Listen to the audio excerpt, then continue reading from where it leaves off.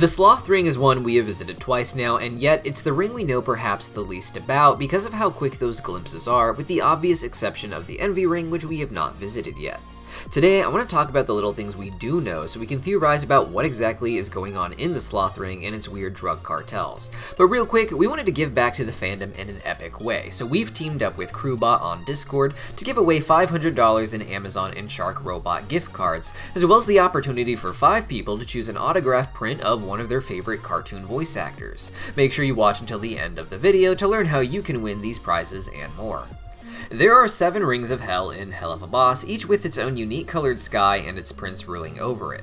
The Sloth Ring is the lowest ring of hell with a pink sky, which we saw both in episode 4 and 5 of season 2.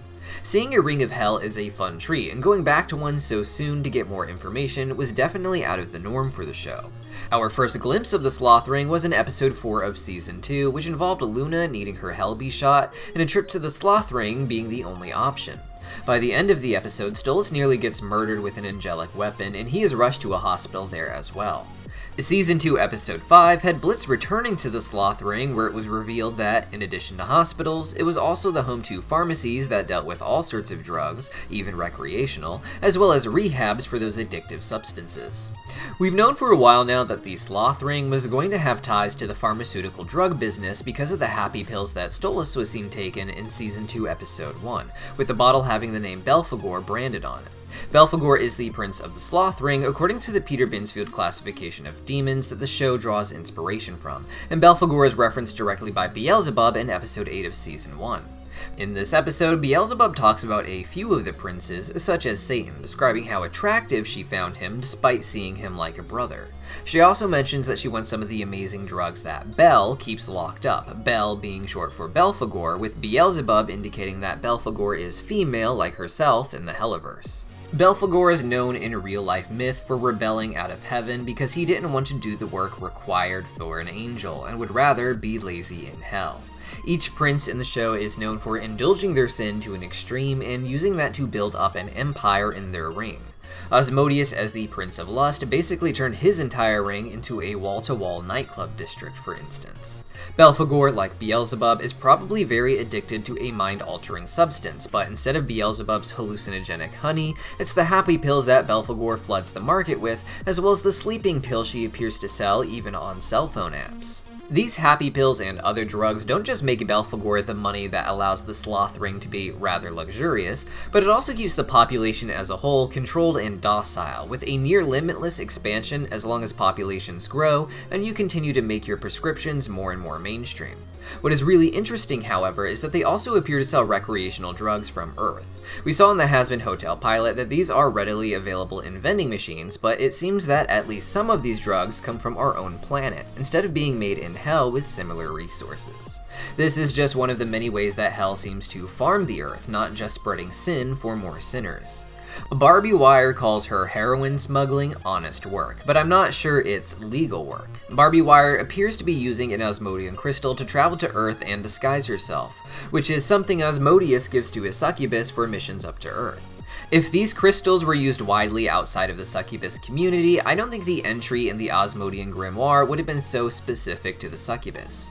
Blitz seems like he's really able to easily steal and get access to an Asmodean crystal from a random succubus on the street, and if they were even more common than this, being used illegally by species from all different rings, I don't imagine he'd have had such a hard time getting access to the human world or needed Stolas' grimoire. Instead, I think the Asmodean crystal Barbie has is a black market item for a not so legitimate mission up to Earth for more heroin. While Barbie Wire seems to be working in relation to a pharmacy, getting excess drugs from Earth may be an easy way to gain more profits in the Sloth Ring, yet again contributing to its extravagant atmosphere. They are, after all, known as the Ring of Sloth, and it would make sense that instead of producing their own drugs, they are getting the Earth to do it for them and are just smuggling it over, whether legally or illegally, within Hell. Now, the show is supposed to take place in Hell, so initially it was presented largely as being slums with poor conditions and people so addicted to vices that they can't afford anything nicer, such as we see in the Hazbin Hotel pilot.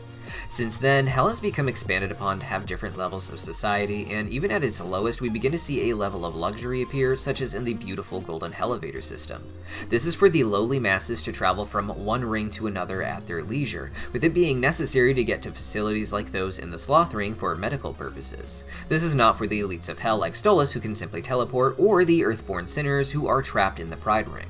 The Wrath Ring was shown as largely poor as well, but the Greed Ring was divided between wealthier communities and those being exploited and destroyed for profit. What we see of the Gluttony Ring is largely extravagant in episode 8, but this is where the Queen Bee is having her parties, so of course they are going to be particularly luxurious. We've also seen the inside of the Adoption Foundation pound where Blitz adopted Luna, and it wasn't nearly as pretty, so there's probably a big wealth divide in Gluttony as well. In Sloth, the medical industry has become so powerful that everything we've seen of it is beautiful and well maintained. They refuse to load their system with anything more than absolutely necessary, making it hard to get appointments and extracting so much wealth through their system that everything always looks beautiful even if you're treated in an ugly way. The Sloth Ring appears to be where the sloth pharmaceuticals are actually the most popular, with the native species working at the hospitals also being addicted and in a docile, drugged-up state while on the job. These candle-headed demons appear to be natives of Sloth, but are modeled after the demon Baphomet, who was the supposed deity worshipped by the Knights Templar, though that is largely discredited. Because Belphegor is the prince, or rather princess of Sloth, I believe that she is so hopped up on her own pills that she is too lazy or slothful to properly run the Sloth Ring herself, and instead relies largely on Baphomet. Because Baphomet's unique historical roots, he isn't included in any hierarchy of nobility, but could potentially be a demon of great power rising up within hell. While Baphomet's power should be centered around the Sloth Ring and the candle-headed demons, Millie's brother got a Baphomet tattoo on his arm, indicating that their reverence for him has spread throughout all of hell. Some fans speculate that Baphomet and Belphegor will be the same character, and while there is no real-life writings I know of that connect the two in this way, and thus don't think this is the case, anything is possible, and I wouldn't be surprised if other similar combinations of entities happened in the show as well. When Stolas was rushed to the hospital after being nearly murdered by Stryker, we see some demons that look like plague doctors trying to help him. They are of course modeled after the historical plague doctors who were said to be trying to help during the time of the Black Plague, but who many conspiracy theorists believe were actually spreading the disease and making things worse, using their special mask to hide their identities and avoiding contracting the disease themselves. Here in Hell, they appear to be the most important of doctors if they're rushing out to help Stolas, but it gives the same conspiratorial vibe with the mask that they are really spreading more problems in Hell than actually helping any of the demons. But what do you guys think? Let me know your thoughts in the comments down below, and if you'd like to win some of those prizes, come on down to the Cartoon Universe Discord server. You could win a $100 Amazon or Shark Robot gift card, which can be used at the Helluva Boss merchandise store. We're also giving away 5 autograph prints from your favorite cartoon voice actors that you can select for yourself. All you need to do is join our Discord, which is linked in the description below, or use our custom Discord code CartoonUV. Once you join, you'll be messaged by this bot called Crew. With Crew, you can gain points, also known as Toon Tokens in the server, by being active and sending messages. But a brand new feature also just rolled out, and you are now able to integrate your YouTube account with the bot, meaning it will start rewarding you points for watching our videos and having conversations in the comments. That means the more you interact with our videos, the more entries into the raffles you will be able to make. You can purchase these prizes from the Rewards Shop channel in our server, or use the \shop command in Bot Talk. So what are you waiting for? Go get the bot set up, comment here what you hope to win, and I'll see you guys in the server.